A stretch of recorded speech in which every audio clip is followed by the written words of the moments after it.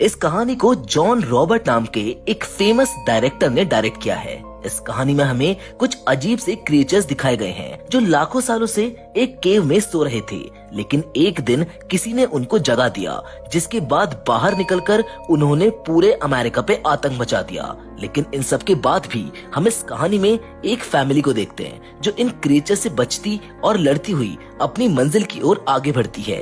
अब देखना ये है कि आखिर उनकी मंजिल क्या है और क्या वो इन क्रिएचर्स के होते हुए उस तक पहुंच पाएंगे, जानेंगे हम इस वीडियो में। तो कहानी की शुरुआत में हम कुछ लोगों को जमीन के काफी नीचे एक बहुत पुरानी केव में खुदाई करते हुए देखते हैं। ये लोग केव के अंदर बनी एक दीवार को तोड़कर उसके अंदर जाने लगते हैं, पर तभी कुछ अजीब से क्रिएचर इनके ऊपर हमला करके इनको मार देते हैं और उस केव से बाहर निकलकर यहाँ ऊपर आ जाते हैं। जिसके अगले ही पल हम एली नाम की एक लड़की को देखते हैं जिसने एक एक्सीडेंट में अपने सुनने की शक्ति खो दी है।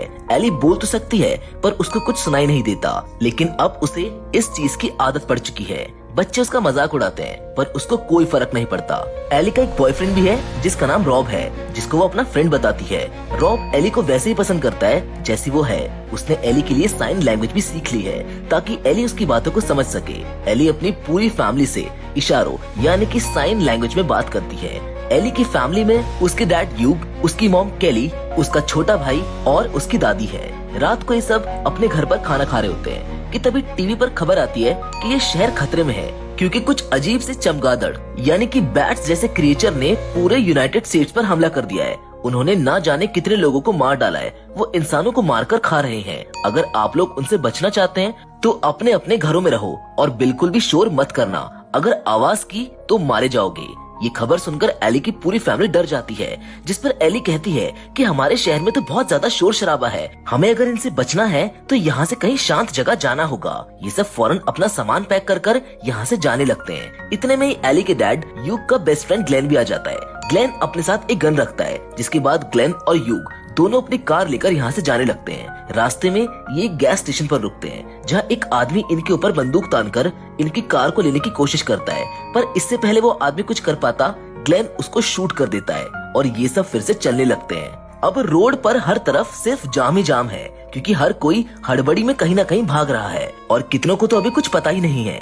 जाम को देखकर ग्लेन ऑफ रोड जाने का सोचता है और ये दोनों ही ऑफ रोड जाने लगते हैं। ऑफ रोडिंग करते हुए ग्लेन की कार के आगे कुछ हिरन आ जाते हैं, जिसकी वजह से उसकी कार नीचे गिर जाती है। इस एक्सीडेंट में ग्लेन मरता तो नहीं है, लेकिन उसको बहुत ज्यादा चोट लग जाती है। यूग ग्लेन को बाहर निकालने की काफी कोशिश करता है, लेकिन ग्लेन का पैर कार में फंस जाता है, जिसकी वजह से वो बाहर नहीं निकल पाता। और इस एक्सीडेंट के शोर की वजह से वहाँ पर वो अजीब से क्रिएचर्स आ जाते हैं, जिनको देखकर यूग का फैमिली डॉग भौंकने लगता है। डॉग की आवाज सुनकर वो क्रिएचर्स इनकी कार पर हमला करने लगते हैं। ग्लेन इन सब की जान बचाने के लिए अपनी गन से शूट करना शुरू कर देता है।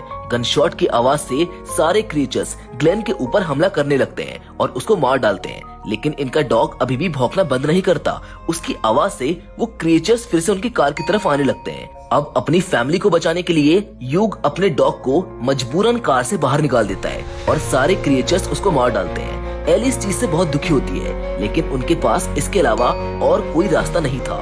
यूग सबसे कहता है कि हम लकी हैं क्योंकि हम सबको साइन लैंग्वेज आती है और अब से हम सिर्फ इशारों में ही बात करेंगे क्योंकि वो क्रिएचर्स देख नहीं सकते, सिर्फ सुन सकते हैं। अगर हम आवाज नहीं करेंगे तो वो हम पर हमला नहीं कर सकते।